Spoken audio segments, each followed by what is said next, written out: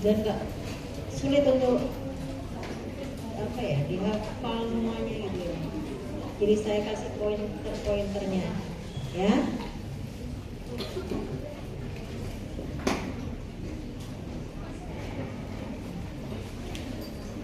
Jadi nanti kalau misalnya ujian pun nanti akan saya perlihatkan.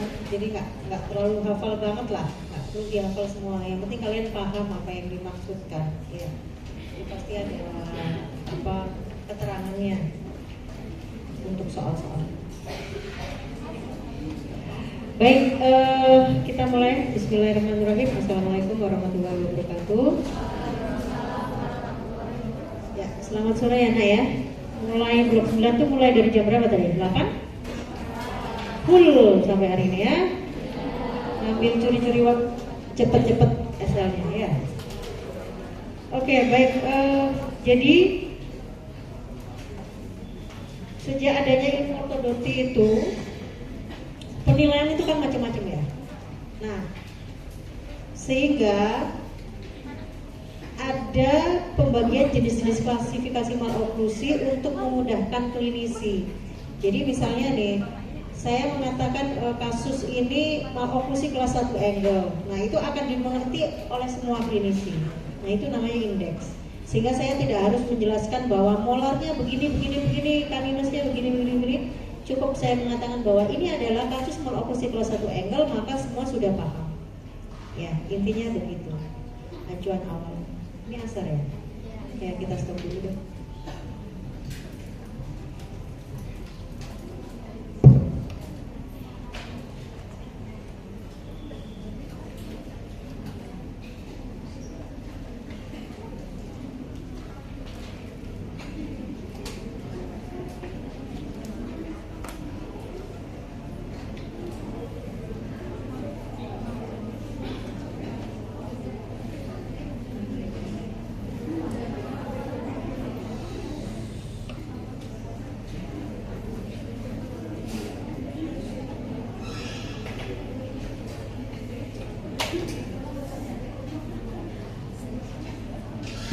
Oke, baik.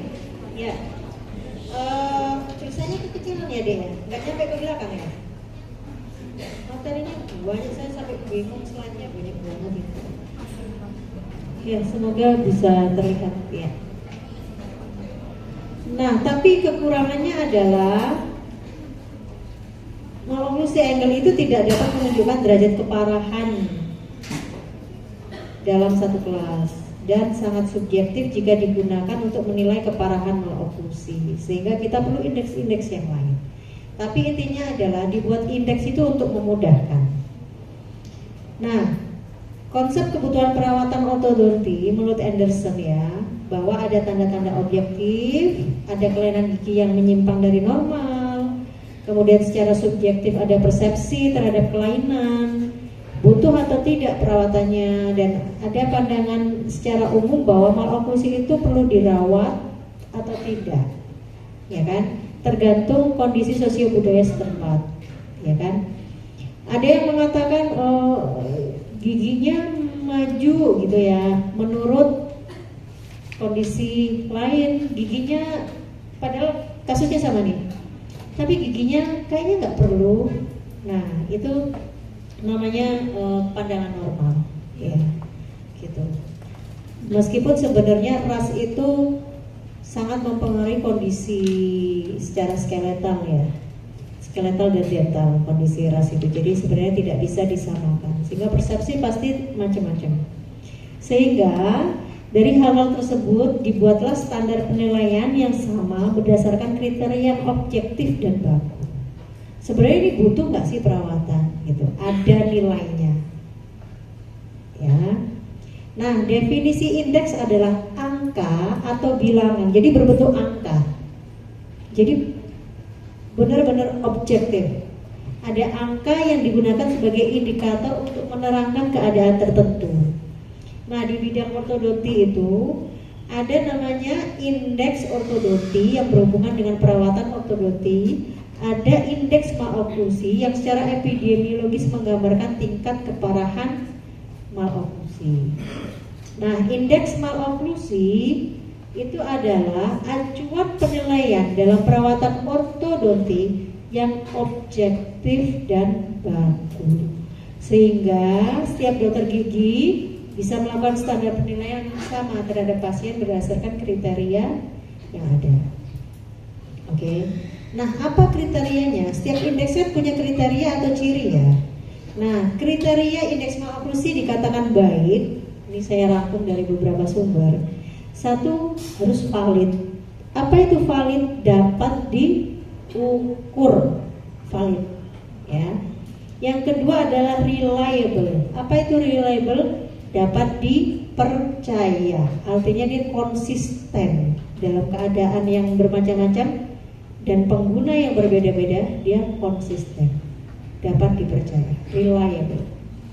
Nah, kemudian mudah dipelajari dan digunakan, diterima oleh kelompok pengguna indeks, tidak ada kontroversi atas hasil yang diberikan, dapat mendeteksi secara dini adanya perubahan pada suatu kelompok tertentu, dapat membedakan beberapa tingkatan dengan jelas, dapat dipertanggungjawabkan secara statistik.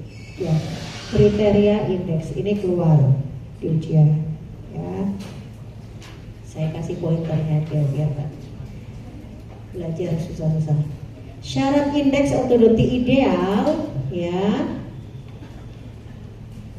Indeks itu seharusnya itu sederhana, akurat, dapat dipercaya, dapat ditiru, objektif, dapat membedakan maloklusi, kemudian cepat dilakukannya tanpa perlu instruksi khusus, ya, dapat dimodifikasi berdasarkan prevalensi, insiden, keparahan, kemudian dapat digunakan pada pasien maupun model studi, dan dapat mengukur derajat keparahan maloklusi. Ya. Tujuan dan manfaat. Ini ya. Penilaian maloklusi punya 3 tujuan utama, yaitu menilai penyebaran maloklusi, mendapatkan informasi tentang kebutuhan masyarakat akan perawatan ortodontik, dan mendapatkan informasi untuk rencana perawatannya. Ya, manfaatnya antara lain untuk menilai maloklusi, termasuk di dalamnya prevalensi, keparahan, dan hasil perawatan, mencatat keadaan maloklusi dalam suatu format kategori numerik, sehingga penilaian suatu maloklusi bisa objektif. Ya, nah ini macamnya. Saya pikir kalian lebih banyak lagi. Saya tunggu laporan kelompoknya ya. Saya ingin tahu apa saja yang kalian dapatkan selain ini. Kalau bisa dapat selain ini, nilainya pasti lebih bagus. Ya, jadi tidak berdasarkan kuliah saya, tapi memang kalian mendapatkan lari lebih jauh daripada saya. Ya. Nah, macamnya itu ada. Untuk menentukan klasifikasi maloklusi itu menggunakan, sejauh ini masih menggunakan klasifikasi angle. Mungkin ada sekarang ada tambahan DW ya, sebagai pengembangan dari angle. Kemudian keperluan epidemiologi bisa menggunakan Epidemiological Registration of Malocclusion Index yang dibuat oleh WHO. Kemudian kebutuhan perawatan ada Treatment Priority Index, HLD Index, HMAR Index, IOTM. Kemudian secara estetik ada fotografik, ada DAI, ada Scan Index. Kebersihan perawatan ada Occlusal Index, PAR Index, OGS. Kemudian kebutuhan dan keberhasilan perawatan atau progres perawatan ada ICON. Ini tidak akan kita bahas semua karena waktunya bisa berjam-jam ya. Jadi saya kasih hal-hal yang menjadi poinnya yang biasa kita lakukan dalam klinik ortodontik ya. Ini keluar ya di ujian. Oke. Jadi ada 3 indeks yang sering kita gunakan nanti pada saat koas, salah satunya ini, tapi akan saya bahas tambahan-tambahannya, ya. Tapi ini harus kuat dulu, paling enggak dasarnya ini. Oke, yang pertama adalah IOTN, Index of Orthodontic Treatment Need, kebutuhan perawatan. Ya, tujuannya adalah memperkirakan kebutuhan perawatan orto. Nah, dia signifikan mengklasifikasikan maloklusi pada variasi oklusal untuk kesehatan gigi dan mulut secara individual dan persepsi estetik. Jadi ada 2 komponen yang dilihat, ya, kesehatan gigi dan mulut dan persepsi estetik. Nah, estetiknya itu dari estetik komponen, kesehatan giginya dari dental health komponen. Nah, estetik komponennya itu dilihat dari foto yang ini. Nah, jadi kasusnya nanti dilihat berdasarkan foto ini. Yang mana yang kira-kira, misalnya 1 itu kan berdasarkan ini ya, estetik komponen tingkat derajat keparahannya itu 1 sampai 4, artinya gambar 1 sampai 4 tadi itu, yang tadi foto yang barusan, itu tidak memerlukan perawatan atau perawatan ringan. Gambar 5 sampai 7 itu perawatan borderline sedang atau membutuhkan perawatan. Gambar 8 sampai 10 atau skala 8 sampai 10 itu sangat memerlukan perawatan. Keuntungannya adalah tidak dipengaruhi oleh kebersihan mulut, kondisi gingiva, atau restorasi yang terlihat pada gigi depan. Ya, karena hanya melihat fotonya aja. Ya. Nah, seperti ini. Misalnya ini. Nggak kelihatan ya ininya ya. Ya misalnya nih, gambar 1 dan 2, bedanya apa? Ya, agak miring, benar. Terus ada space-nya mulai, ada crowding-nya di posterior mulai, ya. Yang ketiga lebih parah lagi, ada crossbite di anterior, yang keempat ada crossbite di posterior. Yang kelima ada deep bite, ya. Ada space-nya. Yang keenam crossbite posterior, deep bite, ya kan, mulai nih. Skala 6. 7 kontraksi rahang, ya, crossbite, deep bite, overjet besar, ya. 8 tuh mulai crowdingnya berantakan ampun-ampunan. 9, 10 lebih parah lagi, ya. Jadi hanya berdasarkan, dan ini sangat subjektif ya, karena tidak ada 1 adalah bla bla bla, 2 adalah bla bla bla, itu nggak ada, karena dilihat secara estetik. Oke, nah dental health komponennya itu dilihat gambaran yang dapat mengganggu fungsi dan kesehatan gigi. Nah ini nanti ditentukan dari ciri oklusal maloklusi, ya. Ada apa saja? Ada overjet, reverse overjet, overbite, open bite, crossbite, displacement gigi, terganggunya erupsi gigi, oklusi bukal, hipodontia, cleft lip embellis. Ya.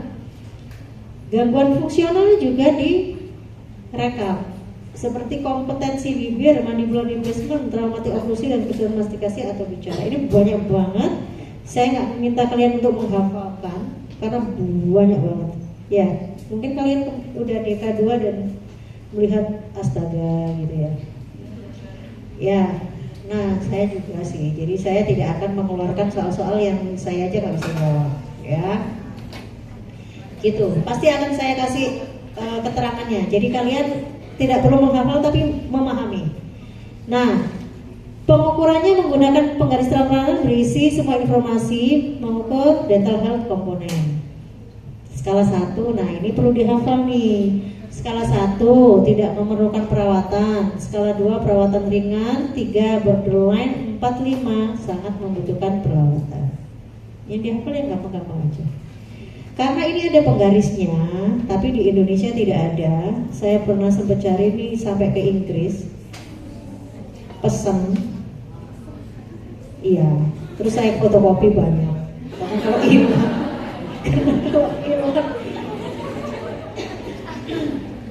satu set itu isinya 10 cuman. Nah, kadang dipinjam satu terus hilang, pinjam satu lagi hilang. Jadi saya fotokopi aja ya, diperbanyak. Karena pesennya susah gitu. Di Indonesia nggak ada, nggak tahu, padahal cuma penggaris. Kenapa? Apa susahnya ya bikin ya? Karena kita bikin sendiri ya.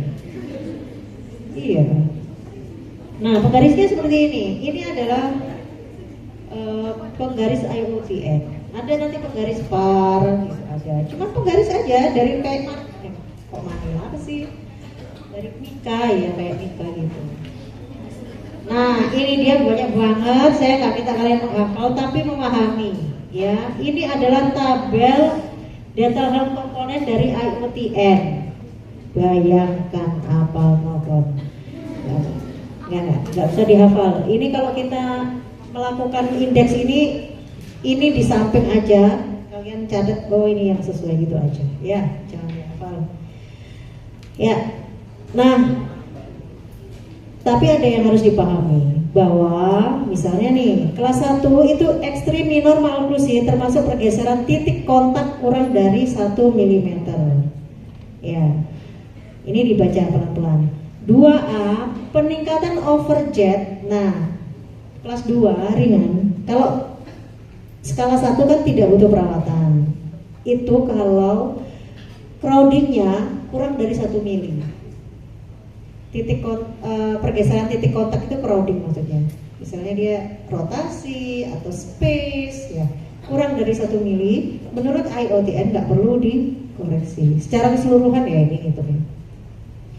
Nah, yang kedua butuh perawatan ringan kalau kelas 2 nih ada peningkatan overjet lebih dari 3,5 sampai 6 dan bibir kompeten. Saya minta kalian bisa bandingkan dengan kelas 3A.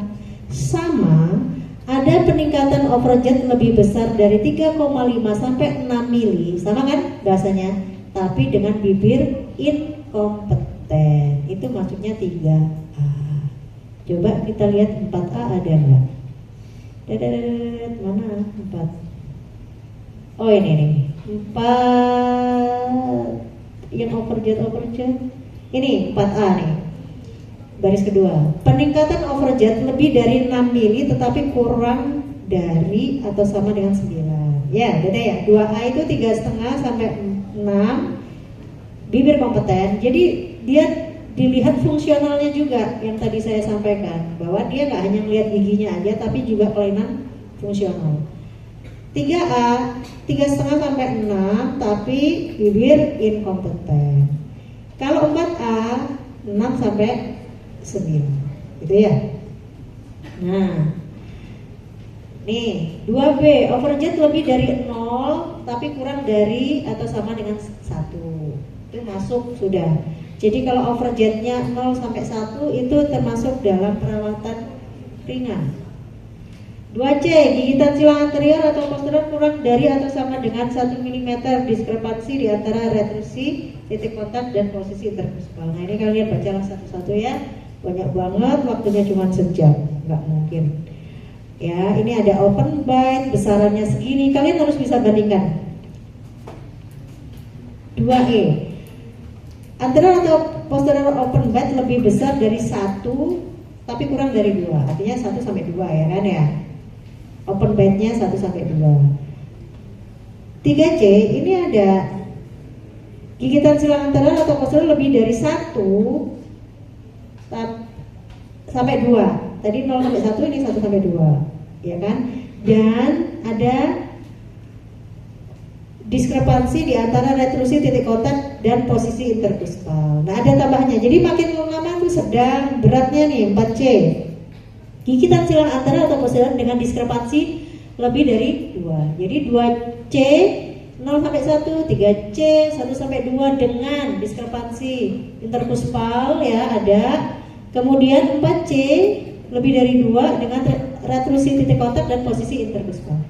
Gitu cara bacanya ya. Jadi ya kalau mau dihafal ya monggo silakan, nggak apa-apa ya. ya barangkali kan meningkatkan, mengoptimalkan kerja otak kita yang katanya cuma bekerja cuma 5% ya kan, sampai fullkan sampai 90% ya. Oke, gitu ya caranya ya. 2F, peningkatan overbite lebih besar dari atau sama dengan 3,5 tanpa kontak gingival. 3F, nah ini tadi kan sampai 3,5 masih normal kan, tetapi ada tanpa kontak gingival ya. Nah ini 3F, deep overbite complete. Complete itu nutup sempurna ya, benar-benar nutup banget, gigi yang bawah nggak kelihatan pada gingival atau jaringan palatal tetapi tanpa trauma. Nah ya. 4F, peningkatan overbite dengan trauma gingival atau palatal. Gitu ya caranya ya. Nah ini tadi 2A, 3A, 4A, 6 sampai 9, 5A peningkatan overbite lebih dari 9. Gitu ya. Oke, gitu ya caranya ya. Saya nggak tahu sih kenapa ini ada P dan S sementara depannya juga nggak ada. Tiba-tiba 4 ada X, ada T, saya nggak ngerti deh. Ya, kalian kalau ngerti tolong bantu saya untuk memahami. Ya, saya nggak ngerti. Oke, gitu ya. S itu apa ngambil depannya ya? Submerge gitu ya. P-nya itu ada palatumnya gitu kali ya. Saya nggak ngerti. M mastikasi gitu kali ya. H hipodonsi. Ini juga nulisnya ya begini ini di tabelnya, nggak urut A B C D, I H A. Mungkin gitu kali. Saya memahaminya. Apa H itu supaya gampang ingatnya 5H ada hipodonsi gitu. 5M ada mastikasi gitu. P ada defek palatum gitu kali. Mungkin ya. Saya hanya mengerti. Belum ada yang bisa menjelaskan juga ke saya. Ya, oke gitu ya.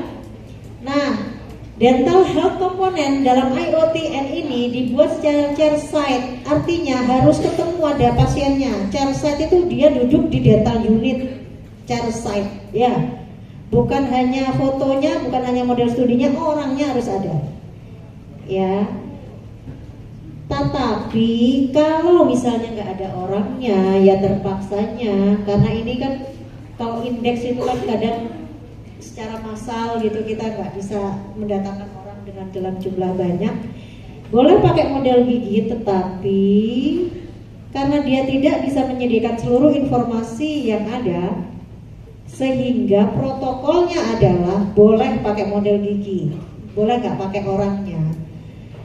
Tetapi harus mengambil skenario terburuk misalnya. Karena apa? Karena kalau model studi itu kan kita nggak bisa melihat ada kompeten bibir nggak bisa, ya kan? Kemudian ada apa namanya tadi kelainan mastikasi nggak bisa, ya kan? Jadi akhirnya dipakai skenario terburuk. Kalau pasiennya nih misalnya contoh overjetnya itu 3,5 sampai 6 mili pada model gigi. Padahal kan 3,5 sampai 6 mili bisa 2A, bisa 3A, ya kan? Nah diambil yang inkompeten yang 3A. Padahal kalau chairside bisa jadi dia 2A ya. Tapi karena dia nggak ada pakai model gigi, jadi diambil skenario terburuk, gitu ya. Terus misalnya ada crossbite pada model gigi dianggap sebagai diskrepansi atau ada detruded contact position intercruspal. Tadi kan ya 2C, 3C, 4C itu sama kan. Cuman bedanya yang 4C itu yang ada detruded contact position. Ya, dan posisi intercruspal lebih dari 2 mili. Karena kalau 2C itu 0 sampai 1 ya tadi ya. Kalau nggak salah 3C, 1 sampai 2, 4C lebih dari 2 ya gitu. Diambil skenario terburuk. Ini misalnya lagi ada overjet, dianggap ada masalah mastikasi yang masuk pada 4M. Padahal belum tentu ada juga gitu ya. Tapi karena nggak ada pasiennya, maka pakai skenario terburuk. Oke, IoTN aman? Oke. Karena kita pakai nanti di koas itu IoTN, ICON dan PAR. Kita pakai ini. Oke, PAR Index Peer Assessment Rating. Ya. Nah, ini adalah indeks oklusal kuantitatif yang mengukur banyaknya penyimpangan dari susunan normal dan oklusi. Tujuannya adalah untuk menilai efektivitas hasil perawatan, ya, evaluasi rutin dalam klinik, mempersiapkan seberapa jauh kasus tersebut menyimpang, memperkirakan, mulai ngantuk lagi, mengetahui perbedaan skor sebelum dan sesudah perawatan. Jadi kita bisa lihat progres di sini, ya, karena ada sebelum dan sesudah perawatan. Kalau IOTN treatment need, jadi kebutuhan perawatan. Kalau PAR dia before after, ya. Nah, ini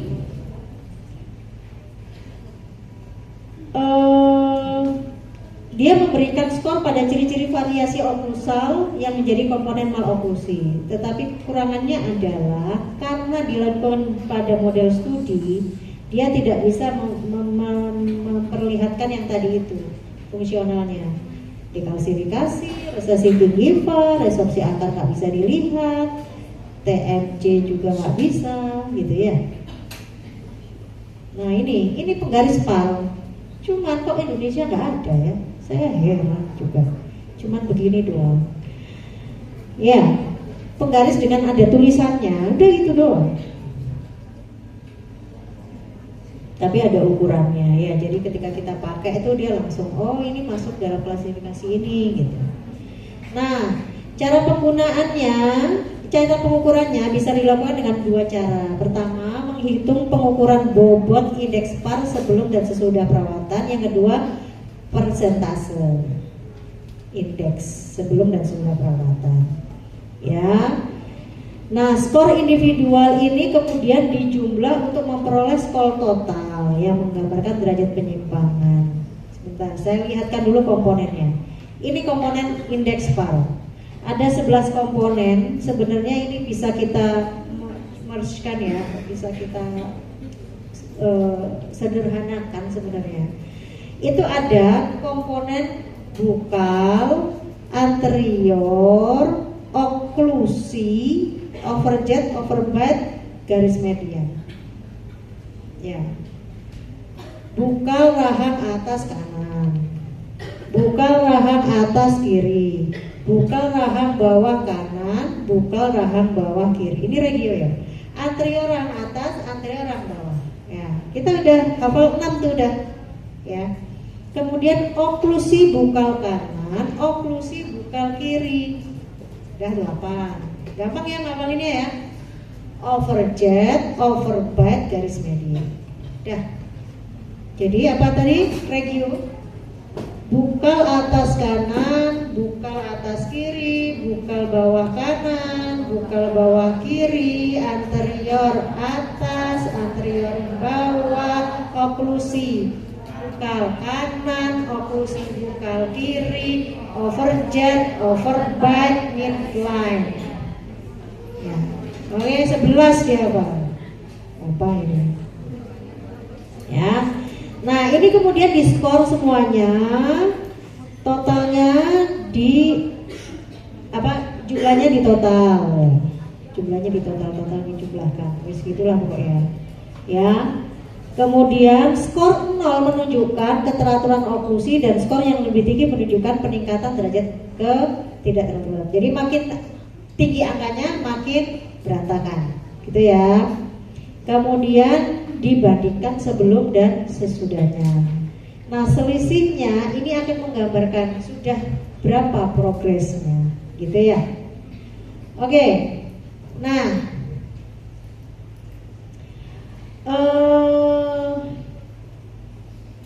beberapa yang tidak termasuk dalam indeks PAR ini ya, yang 1, 2 ini kenapa tidak dimasukkan? Karena tidak mempunyai nilai yang bermakna dalam prediksi keberhasilan perawatan orto.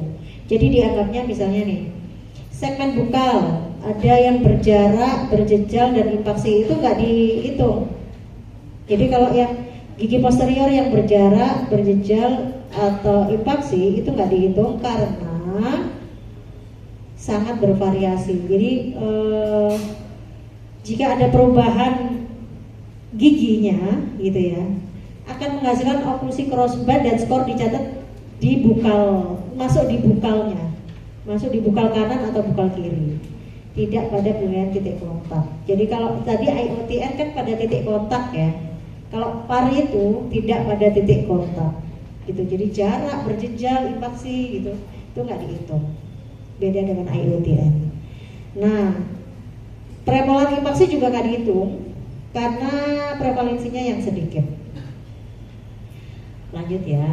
Nah, 5 komponen utama yang diperiksa itu tadi itu ya, itu dikalikan bobotnya nanti. Misalnya segmen anterior itu bobotnya 1, segmen bukal, oklusi bukal itu 1. Nah, overjet banyak ini, bobotnya 6, overbite 2, midline 4. Ya. Yang tadi itu bukal 1, anterior 1, oklusi 1. Ya. Overjet 6, overbite 2, midline 4. Kenapa overjet banyak? Karena ketika itu dilakukan perawatan orto itu terlihat banget. Jadi ketika terlihat secara estetik itu terlihat banget. Overjet yang misalnya dari 6 jadi 2 itu kan kelihatan banget ya. Makanya dia bobotnya besar. Begitu dia ada perubahan, progresnya berarti besar. Gitu ya. Midline juga sama. Kalau midline itu secara estetik gigi orang miring, nanti kalian akan terbiasa melihat ketika orang lain senyum, kalian akan otomatis melihat giginya. Ya kan? Udah mulai ya? Udah mulai. Kalau dulu cuek-cuek aja, sekarang cantik kok koyo opo gitu ya. Ya kan? Begitu kalian melihat, waduh pakai kalkulus gitu kan, langsung drop. Ya. Pengen langsung dibawa ke periodontia. Ya. Nah, gitu. Nah, karena PAR ini melihat progres sehingga bobot ini penting. Kalau segmen bukal dan oklusi itu kenapa 1? Karena itu memang sulit sekali. Jadi bobotnya 1. Nah, segmen anterior itu apa sih yang dilihat? Ada crowded, spacing, dan impacted teeth. Ini tidak dilihat di bukal tadi kan ya. Di anterior dilihat, tapi di bukal enggak. Titik kontaknya, crowdingnya. Ya. Nah, ini dia. Saya tidak akan meminta kalian menghafal. Kalau ada keluar soal, pasti saya sertakan skornya. Kalian hanya perlu memahami. Skor 0 itu 0 sampai 1. 1 ini segini gini. Ini adalah nilai kontak antar gigi. Semakin besar semakin berantakan atau semakin berjalan. Ya, oke. Tenang aja, pokoknya kalian paham bagaimana cara menghitungnya. Ini ya, misalnya ini pakai indeks, pakai penggaris bar nih. Ini sayangnya nggak ada ininya ya, pointer saya juga nggak punya, kere ya saya ngajar kok nggak pakai pointer. Ini gigi 32 terhadap 31, tahu nggak? Sorry, ini gigi atas ini besar banget. Ini gigi 11 terhadap 12, ini kan? Nah, itu dihitung titik kontaknya, jaraknya berapa? Nah, kemudian dimasukkan ke sini, skornya berapa? Ini menjadi penilaian segmen anterior kanan berapa? Jadi dihitung 11, 11, 12, 12, 13, 21, 22, 22, 23, 11, 21 gitu hitungnya nanti. Nah itu ada kotak-kotaknya dan nilainya 0, 1, 2, 3, 4, 5 gitu. Ya itu skor. Nanti total dikali bobot. Berapa bobot tadi segmen anterior? 1. Oke deh, keluarin aja lah. Pada pintar udah. Oke, yuk. Ini oklusi bukal. Ini ada penilaiannya. Sekali lagi saya nggak minta kalian menghafal, tapi dipahami. Nah, penilaian skor ini dicatat dalam keadaan oklusi gigi posterior di sisi kiri dan kanan mulai dari gigi C sampai M yang terakhir, dengan melihat tiga arah: anterior posterior depan belakang, vertikal atas bawah, dan transversal ke samping. Ya, ini anterior posterior ada, vertikal ada, transversalnya ada. Misalnya anterior posterior ada maloklusi kelas 3 gitu ya. Nah, ini dilihat maju mundurnya itu apakah dia kurang dari setengah gigi atau cups, atau lebih dari setengah cups gitu. Kalian pada setengah unit cups to cups ya, setengah ya. Benar, kalau satu cups maju kan harusnya kalau kelas 1 itu cups mesiobukal atas berada di groove, ya kan? Ketika maju setengah cups, dia jadi cups to cups, iya kan? Nah, itu masuk skor 2. Tapi kalau maju dikit, kurang dari setengah, 1. Ya, oke. Kemudian vertikal ada gigitan terbuka pada minimal 2 gigi dengan jarak lebih dari 2 mili. Ya, kalau kurang dari itu 0. Makanya tadi kan bukal itu banyak yang nggak dilihat. Kemudian transversal ke samping ya, ada crossbite pada salah satu gigi itu 2, atau crossbite lebih dari 1 gigi 3. Crossbite posterior ya. Tapi kalau ada scissor bite lebih dari 1 gigi itu langsung 4. Scissor bite tahu ya? Bedanya crossbite dan scissor bite tahu nggak? Tahu ya? Jadi kalau scissor gunting itu benar-benar menggunting. Artinya cups atas dengan cups bawah itu bikin gunting. Misal kalau crossbite itu kan cups atas, cups bukal atas berada di groove bawah. Tapi kalau gunting, cups bukal atas itu berada di lingualnya cups lingual bawah, atau cups palatal atas berada di cups bukal bawah. Itu menggunting, benar-benar nyilang, benar-benar kayak gunting, scissor kan? Ya. Kalau kita sebutnya gigitan total luar rahang, itu scissor. Tapi gigitan visura itu cross, ya. Oke, lanjut. Masih banyak ini nak, kita baru jarak gigit overjet ini kalian bisa dilihat. Nah, ini yang perlu kalian poinkan, yang perlu diperhatikan adalah jika terdapat 2 incisivus yang crossbite, dan memiliki 1 gigi overjet 4 mm, skornya adalah ini. Crossbite ini ya.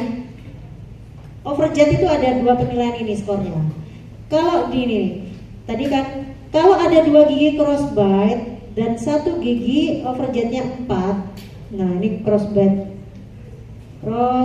pada 2 gigi ini kan nilainya berapa?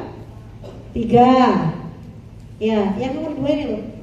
Crossbite pada 2 gigi 3 ya. Terus overjetnya yang satunya 4, berapa? 1. Itu 4, 3,1 sampai 5 itu kan 4 di situ. Itu dijumlahkan jadi nilainya 4. Jadi dilihat nanti overjetnya berapa. Overjet berapa? Kalau semuanya masuk 4 semua ya udah nilainya cuma 1. Tetapi ternyata ada crossbite 2 gigi. Nah, ditambahkan nih. Iya. Oke, gitu ya. Lanjut tumpak gigit overbite.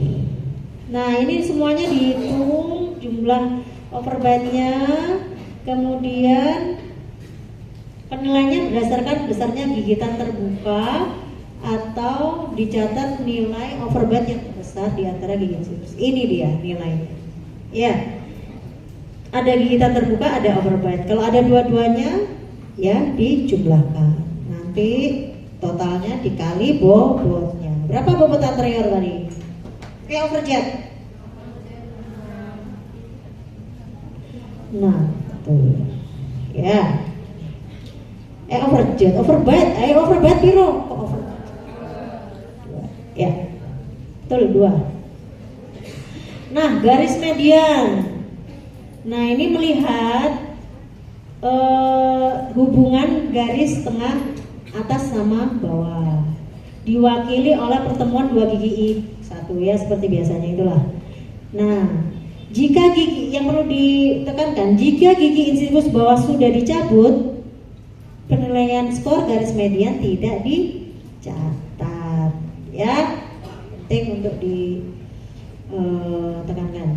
Ini dia komponennya dan skornya ya, dilihat midline-nya. Kalau misalnya dia antara, jadi berdasarkan dia geser, dihitung dari lebar mesiodistal gigi bawah. Kalau misalnya dia gesernya 1/4 sampai setengah dari lebar mesiodistal gigi bawah, berarti nilai 1. Kalau lebih dari setengah berarti nilainya 2. Ya, berapa tadi bobotnya midline? 4. Oke. Nah, di indeks PAR itu ada 2 metode yang bisa digunakan, nomogram dan persentase. Bedanya adalah nomogram itu melihat derajat perubahan yang dipisahkan dalam 3 bagian. Apakah dia lebih buruk, ada peningkatan, atau peningkatannya cukup besar. Iya. Nah, karena PAR itu melihat progres before after ya, jadi melihat itu. Kalau persentase ini penilaian yang lebih sensitif dari nomogram, kata langsung berapa progresnya? 70%, 20% gitu ya. Tidak hanya menyediakan angkanya yang lebih buruk, ada peningkatan besar, gak hanya itu.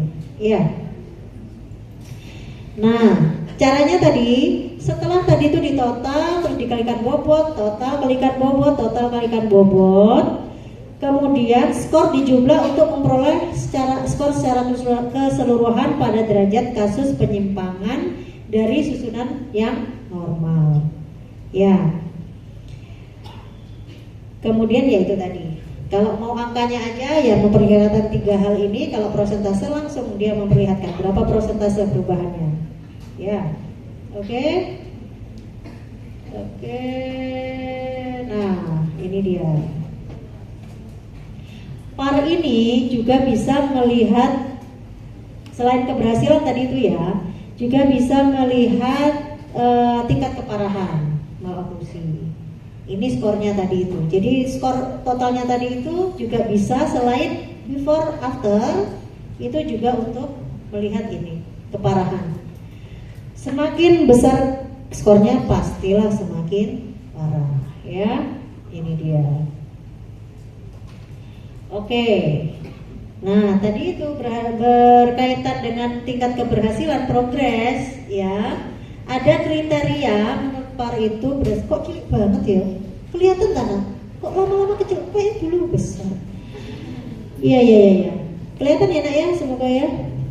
Nah, kalau misalnya before afternya ada pengurangan presentasi skor kurang dari 30%, maka dia dianggap tidak mengalami perbaikan atau lebih buruk. Iya. Tapi kalau prosentasenya itu selisihnya 30-70%, berarti ada perbaikan. Lebih dari 70% ada perbaikan yang sangat banyak. Nah, skornya juga ada itu 2-22 itu ada perbaikan, 23-55 dianggap sudah cukup banyak perubahan. Oke, lanjut. Ini secara keseluruhan scoring sistem PAR index ya. Tadi itu sudah kita bahas. Ya, yang ketiga adalah ICON, Index of Complexity, Outcome and Need. Ya, jadi selain PAR, untuk mengevaluasi perawatan kita juga bisa menggunakan ICON. Ya, kelebihannya dibandingkan PAR, ICON ini lebih mudah dipelajari dan digunakan untuk mengukur tingkat kebutuhan perawatan dan keberhasilan. Kenapa lebih mudah ya? Coba kita lihat.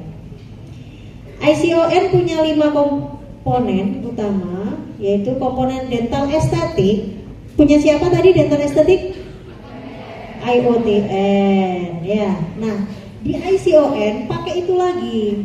Tapi satu skor diperoleh dikalikan 7 gitu. Nah, dia juga ada dental komponennya, dilihat dari crowding rahang atas, jumlah diameter mahkota mesial distal ke lingkar lengkung mesial pada sisi lain di sebelahnya ya. Terus ada overbite, ada yang open bite atau deep bite gitu. Kemudian segmen bukal anterior posterior baik kanan maupun kiri. Kemudian ada cross bite, gigitan silang ya. Oke. Baik posterior maupun anterior. Tapi dia tidak melihat midline. Ya, tidak melihat nih ya. Secara estetik ikut IOTN tadi, kemudian ditambahkan ini. Nah, petunjuk skornya itu ini dia, banyak banget. Silakan dibaca ya. Kalian yang penting bisa baca indeksnya, nggak perlu menghafal. Saya nggak minta menghafal, gila aja ya.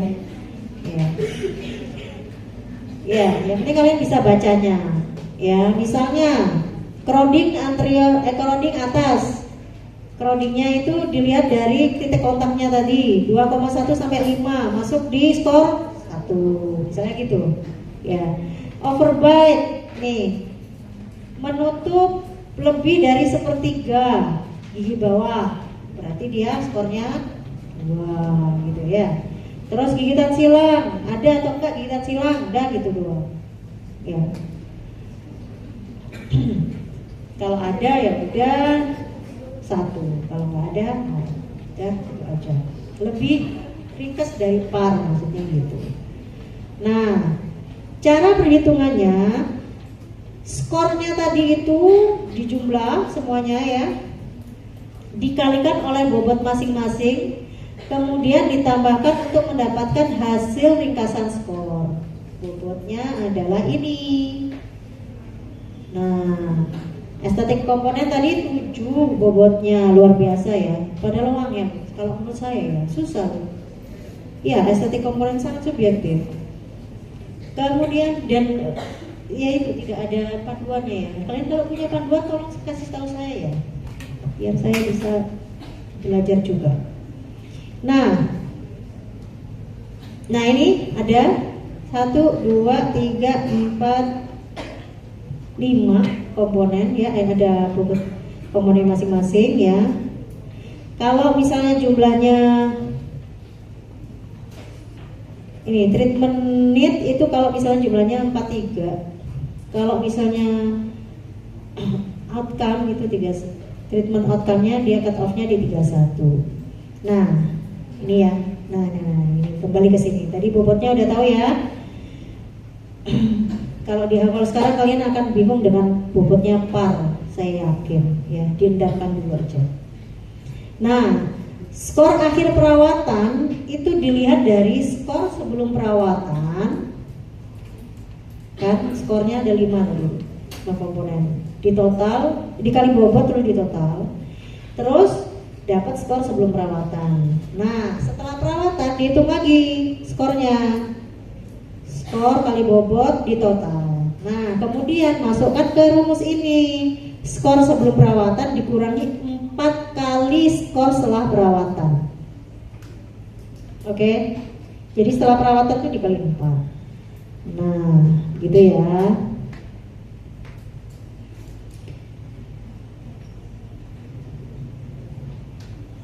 Cilik banget ya nak ya.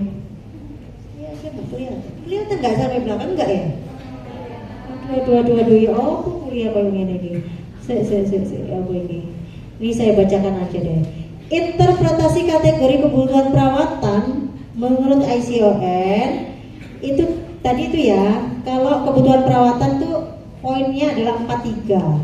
Ya, jadi kalau kurang dari 43 itu tidak butuh perawatan. Cut off-nya kalau tadi dibilang di kolom pokoknya tadi ya, cut off dari kebutuhan perawatan itu 43. Kalau kurang dari 43 itu tidak butuh, kalau lebih dari 43 itu butuh. Skor total ya, setelah dikalikan butuh. Nah, kalau penilaian kompleksitas perawatan itu ini ada, ya Allah, cili eret. Ya, nanti saya perbaiki. Ini saya. Itu kalau misalnya mudah atau ringan, kurang dari 29 skornya, ya ini dibaca aja deh. Pokoknya kalian bisa baca aja intinya ya. Saya nggak akan minta kalian menghafal. Kemudian kalau keberhasilan perawatan yang tabel 4 itu kalau misalnya ada cili tulisan berat. Kalau misalnya greatly improve itu kalau lebih dari -1, substantially improve itu -25 sampai -1. Jadi ini adalah yang tadi itu. Sebelum perawatan dikurangi 4 kali perawatan. Nah, hasilnya ikut di tabel 4. Ya, interpretasi tingkat keberhasilan. Jadi kalau misalnya hasilnya itu kurang lebih dari -1, itu berarti greatly improve. Ya. Kalau yang terakhir itu kurang dari -85, itu berarti not improve atau worse. Ya, itu. Ya. Tadi yang ini loh. Nah, ini nih. Rumusnya yang ini dimasukkan di tabel 4. Oke? Ya. Sip. Semoga kalian yang belakang-belakang bisa memahami. Oke, itu ya. Udah 3 indeks tadi ya, aman ya? Paham pokoknya? Ada pertanyaan nggak? Nggak perlu dihafal deh. Paling yang hafal yang tadi itu kita bicarakan ya, nanti dikit-dikit keluar lah di ujian ya. Oke, DAI adalah Data Aesthetic Index, itu dia ada 10 kategori. Ya, ini nice to know aja, karena kita nggak pakai semua indeks ini.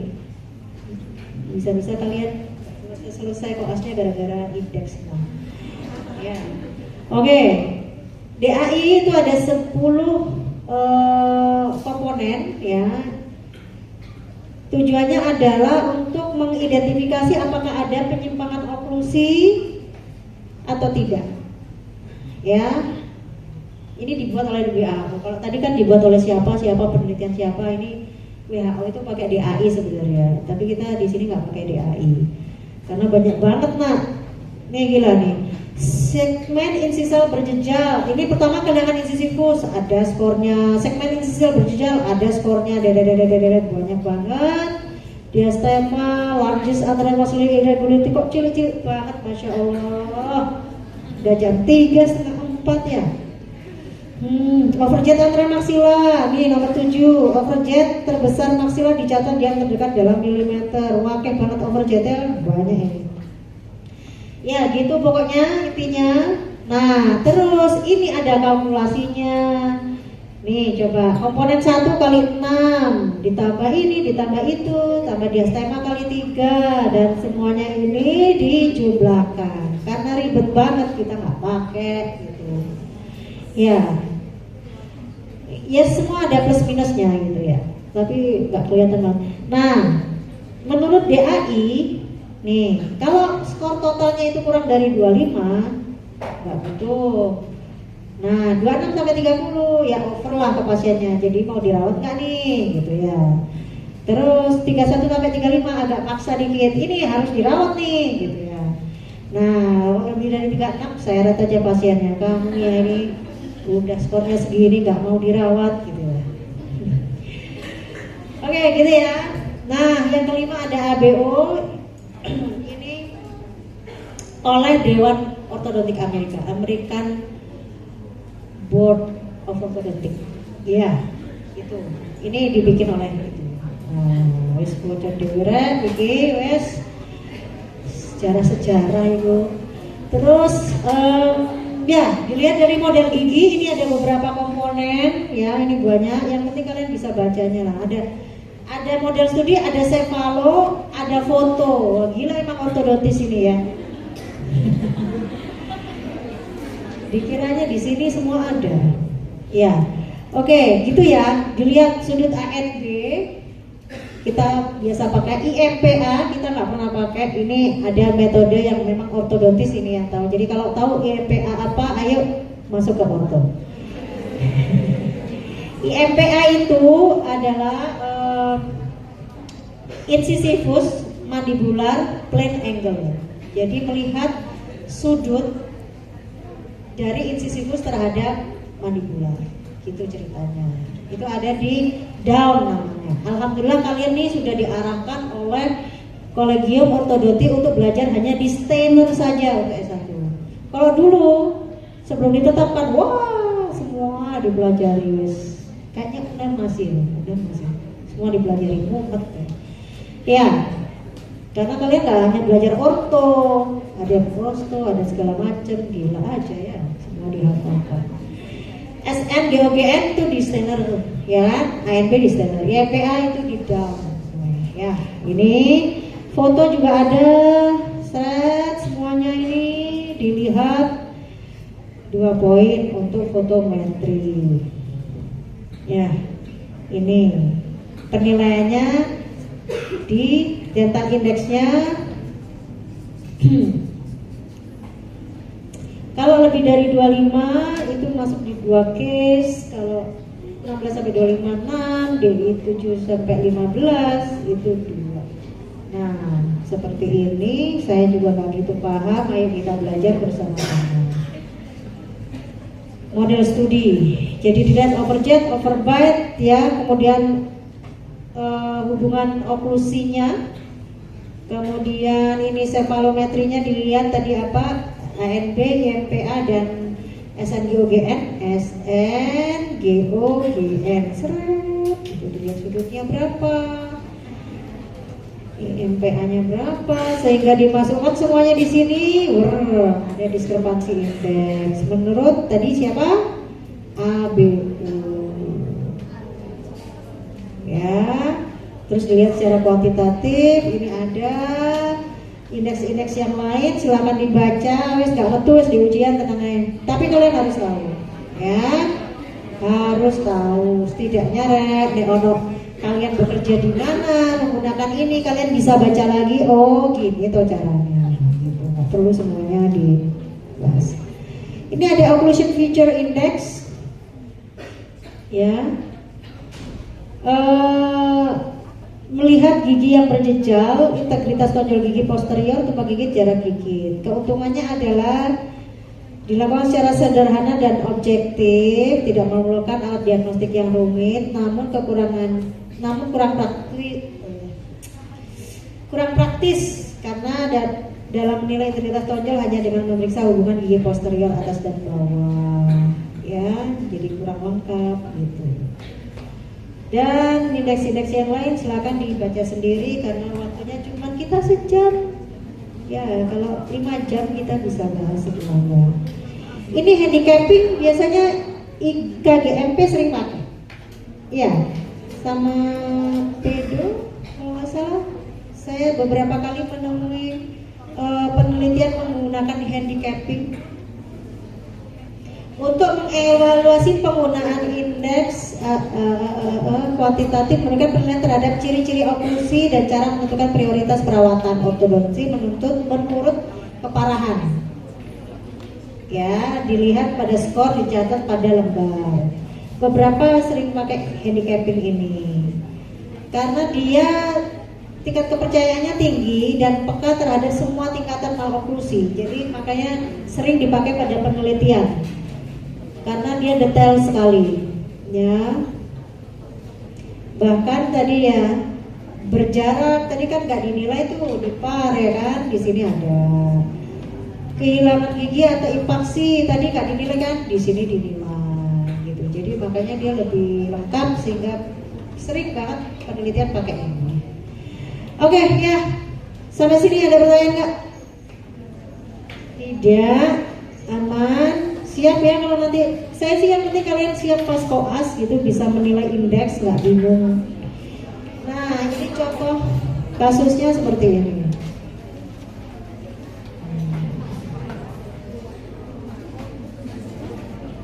Ini contoh kasusnya.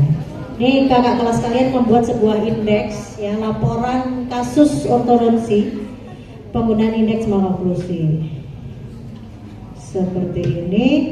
Nah, dia melihat post treatmentnya dulu. Dia menghitung tuh segmen anterior atas 32 itu apa? Di antara ini ya, right kanan, ya ini kan atas ya, atas. Ini kanan, ini kiri, ini giginya. 32 skornya 0. Di antara gigi 3 dan 2 kanan atas. Itu ya. Skornya 0. Di antara gigi 2 dan 1 kanan atas, skornya 0. 0 semua. Nah, kecuali di bawah nih 1 2 kiri bawah itu skornya 1 dia anterior, lower anterior segmen. Anterior segmen itu dilihat dari titik kontak tadi ya. Crowding di sini dia setelah perawatan. Oh, bagus banget ini perawatannya ya. Tinggal sedikit. Nah, ini bungkal. Nih dilihat kanan kirinya. Kanannya masih 0, skornya udah 0, kirinya masih 1. Berarti ada crowding di posterior. Gitu ya. Oke, overjetnya bagus sudah 0 semua. Ini beneran apa enggak ini ya? Aduh, ini midline nih skornya 1. Skor 1 di midline itu tadi kurang dari 1/3 kalau nggak salah ya. Nah kemudian ini dikali bobotnya, jeret, dikali bobotnya masing-masing kan ini di total, ini kan, ini total nih, unweight total. Dari yang atas tuh totalnya 0, yang upper ya, upper anterior, segmen anterior atas 0 dikali 1, lower anterior bawah 1 kali 1 gitu. Terus semuanya totalnya dia. Nah kenapa? Karena dia ada ini midline yang masih geser, itu skornya 1 dikali 4 ya, sama ada crowding anterior jumlahnya 1 dikali 1 5 di anterior atas, anterior bawah sama di posterior. Jadi skornya 6 total skornya.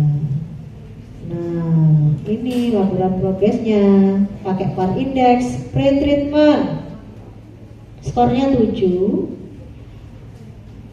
Afternya ini, oh ini kebalik ini nulisnya anak-anak ini gimana ya? Skornya 6. Saya tak lihat belok tanggal lirek. 7 Juni, oh iya benar, Juni sebelum, Oktober sesudah. Jadi Juli, Agustus, September, Oktober 4 bulan. Dia mengkoreksi yang anterior atas saja. Ini nilainya jadi 0 ya kan? Anterior atas dari 1 jadi 0, lumayan lah 4 bulan ya. Ya alhamdulillah ada perubahan dok gitu ya.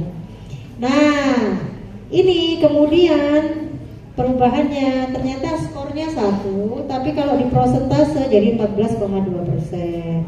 Nggak berubah secara signifikan. Karena untuk merubah tadi berapa skornya? 30 sampai 70 ya kan?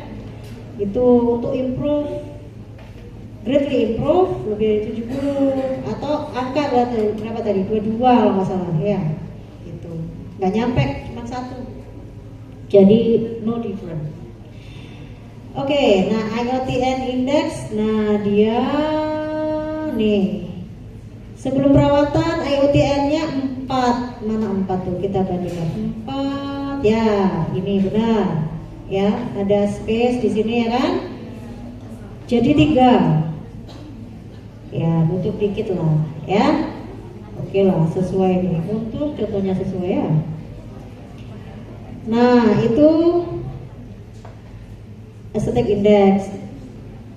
AC aesthetic komponen. Nah, dental health komponennya dilihat yang tadi itu. Nah, ini dia merangkum, ada rangkumannya kayak gini. Tadi yang satu-satu itu loh, Nak. Yang ada berapa? 11 dental health komponen? Ya. Nah ini dia menghitung semuanya. Nah sebelumnya overjetnya ini begini gitu. Terus kemudian ini kenapa tiba-tiba begini dia kesimpulannya, bukannya harus dihitung. Oh apa sih? Ya kemudian harusnya dihitung ya. Nggak dihitung. Dari estetik komponen dia ada perubahan. Dari detail komponennya harusnya itu dihitung, ada skornya masing-masing kan tadi itu ya. Dari 11 komponen itu dihitung semuanya harusnya. Ini kenapa nggak dihitung? Nah, ICON tadi, yang tadi itu bobotnya ya, estetik kali 7 dan lain sebagainya, dihitung sama dia.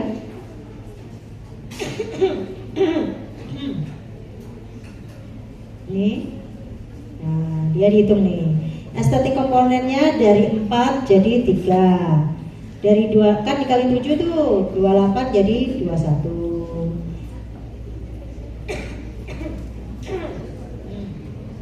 Ini spacing, gigitan silang, timbang gigit ya.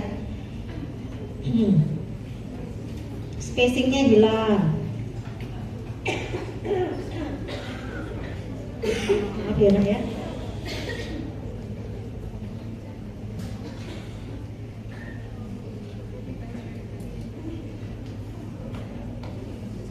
Ini ya, upper arc crowding ya, dari spacingnya berjarak tadi ya, jadi hilang. Overbite-nya dia, ini tumpang gigit, nggak ada tumpang gigit. Adanya relasi anterior posterior segmen bukal tadi crowdingnya, tapi kok 2 jadi 0 ya? Tadi kayaknya nggak ada perubahan, kenapa di sini jadi ada perubahan? Wow. Ya, terus di total ini, nah 39 ini di total 27. Nah kemudian dimasukkan di tadi itu progresnya, perbaikannya. Sebelum perawatan 39 dikurangi 4 kali 27, jadinya negatif 69. Harusnya berapa tadi angkanya ya? Saya lupa. 22 sampai berapa tadi itu ya? Ya kan? Nah, kalau kurang dari itu berarti yang ini loh, salah. Itu tadi IOTN yang itu par ya, par. Yang 22 itu par. Yang ICON ini karena dia negatif 69, berarti kan dia lebih dari negatif 69 tuh di sini. Nah, di kolom nomor 2 dari bawah. Aduh Kak ketok ya Allah ya apa sih? Nah. Ya kan negatif 69. Taruhnya di minimally improve. Oke? Ya. Nanti saya share deh itunya ya. PPT-nya. Supaya kalian bisa belajar. Kalian juga lebih pintar kayaknya, laporannya harusnya ada. Oke, baik. Saya rasa cukup itu aja yang bisa saya sampaikan. Ada pertanyaan mungkin sebelum kita tutup sesi ini? Sudah jam 4.